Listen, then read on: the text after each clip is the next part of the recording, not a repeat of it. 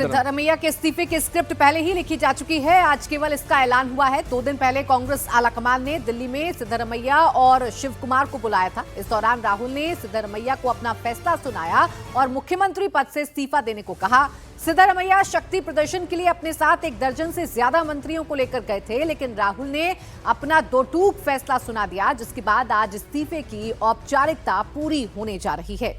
और इसके बाद अब डीके शिव कुमार 30 मई को नए मुख्यमंत्री पद के तौर पर शपथ ले सकते हैं। अब 30 मई को डीके शिव कुमार की ताजपोशी होगी, जो 2025 से ही सीएम की कुर्सी पर आंखें गड़ाए बैठे थे। तब 2.5 साल के फॉर्मूले के चक्कर में वो कुर्सी पर नहीं बैठ पाए थे, लेकिन 3 साल बाद अब वो दिन आने वाला है जब वो कर्नाटक के मुख्यमंत्री की कुर्सी पर बैठेंगे। अब बताया जा रहा है कि डीके शिव कुमार सरकार में एक नहीं बल्कि 3 डिप्टी सीएम होंगे। एक ओबीसी, एक एससी और एक मुस्लिम समुदाय से भी होगा। ओबीसी समुदाय से डिप्टी सीएम की रेस में जो 3 नाम हैं, उसमें सिद्धारमैया के बेटे यतींद्र सिद्धारमैया के अलावा 2 लिंगायत एमबी पाटिल और ईश्वर खंड्रे का नाम है। दलित समुदाय से रेस में 2 नाम हैं, जी परमेश्वर जो मौजूदा गृह मंत्री भी हैं और दूसरा नाम प्रियांक खरगे का है, जो कांग्रेस अध्यक्ष मल्लिकार्जुन खरगे के बेटे हैं। मुस्लिम समाज से भी रेस में 3 नाम हैं, सलीम अहमद, रिजवान अरशद और रहीम खान। और हमारे साथ हमारे 2 संवाददाता टी राघवन और साथ ही विजयलक्ष्मी हमारे साथ दिल्ली से जुड़ गई हैं। सीधे राघवन के पास पहले चलते हैं। राघवन, फिलहाल आपके पास ताजा अपडेट क्या है? आप अभी भी मौजूद हैं मुख्यमंत्री घर के बाहर?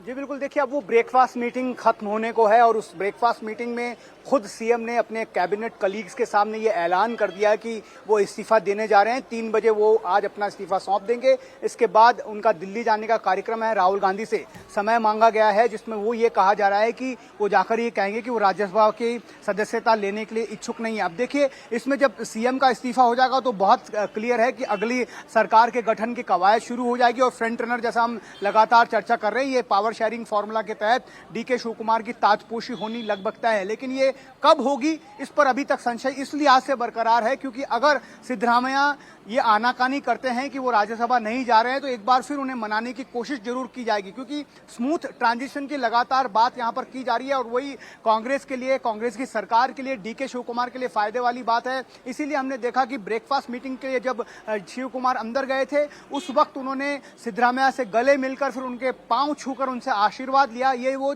जताना चाहते हैं कि जो भी यहां पर हो रहा है वो उनके आशीर्वाद के साथ हो रहा है, बहुत स्मूथली हो रहा है। और यही बात कांग्रेस का शीर्ष नेतृत्व भी चाहता है कि किसी तरह की अड़चन जो है इस पावर ट्रांसफर में नहीं आनी चाहिए। अगर सिद्धारमैया किसी तरह भी वहां पर अगर कोई अड़चन बनने की कोशिश करते हैं तो वो सरकार चलाने के लिए और पार्टी को 2028 में चुनाव जिताने के लिए बड़ी बाधा बन सकता है। इसलिए ये कोशिश की जा रही है कि समय दिया जाएगा। मुझे ऐसा लगता है कि सिद्धारमैया को समय दिया जाएगा कि वो एक बार फिर अपने फैसले पर पुनर्विचार करें और 8 तारीख जो है वो नॉमिनेशन की आखिरी तारीख है।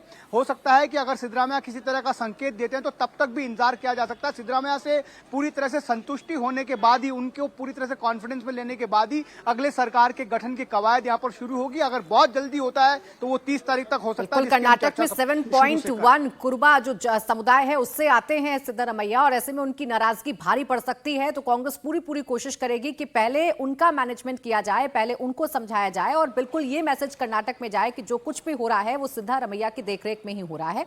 अब विजयलक्ष्मी, आप भी इस सवाल का जवाब दीजिए, क्या तैयारी कांग्रेस की तरफ से की जा रही है? कितना वक्त लगेगा? ये तो तय हो गया कि सिद्धारमैया मुख्यमंत्री पद से इस्तीफा दे रहे हैं, लेकिन डीके शिव कुमार मुख्यमंत्री कब बनेंगे, इसमें कितना समय लग सकता है?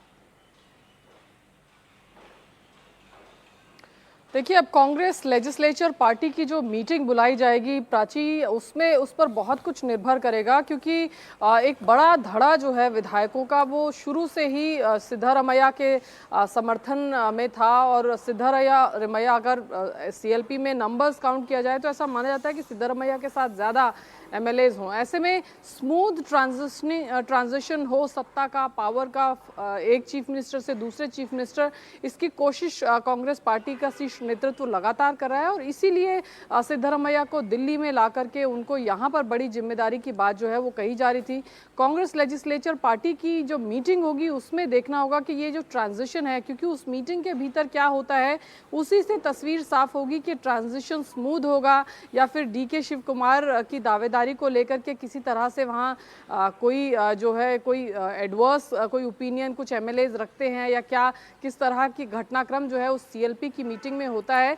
ये सीएलपी की मीटिंग जो है बहुत अहम होगी डीके शिव कुमार के भविष्य के लिए भी। हालांकि आला कमान ने तो ये ज़रूर जाहिर कर दिया है कि वो चाहते हैं कि डीके शिव कुमार जो है वो अगले मुख्यमंत्री जो हैं वो बने, इस तरह के संकेत जो हैं वो आ रहे हैं। लेकिन सीएलपी की बैठक में किस तरह का घटनाक्रम होता है ये ज़रूर देखने वाली बात होगी। बहरहाल सिद्धरमैया बार बार कह रहे हैं नेशनल पॉलिटिक्स में वो नहीं आना चाहते हैं जी। और ऐसे में अगर वो नेशनल पॉलिटिक्स में नहीं आना चाहते हैं तो राज्य में उनका जो रोल है, बिल्कुल सिद्धरमैया का अगला रोल क्या होने जा रहा है, अब इस पर मंथन किया जाएगा। ये तो तय है कि डीके शिव कुमार कर्नाटक के अगले मुख्यमंत्री बनने जा रहे हैं। शुक्रिया आपका राघवेंद्र विजयलक्ष्मी हमारे साथ जुड़ने के लिए।